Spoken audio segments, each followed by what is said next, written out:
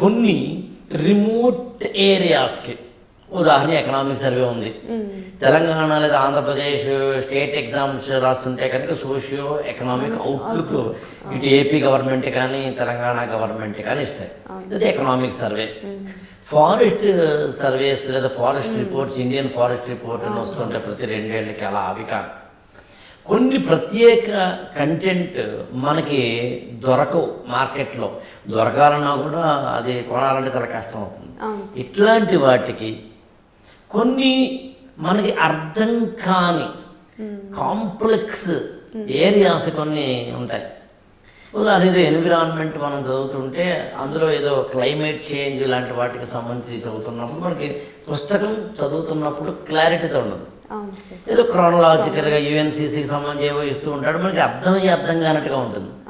Do one thing, గూగుల్ని అడుగు, లేదా దాని మీద ఎవరైనా ఒక వీడియో చేస్తే విను, అంతే, అక్కడ ఆగిపోవాలి. దాన్ని ఎడిట్ అవ్వడం మొదలు పెడితే మళ్ళీ ప్రమాదం.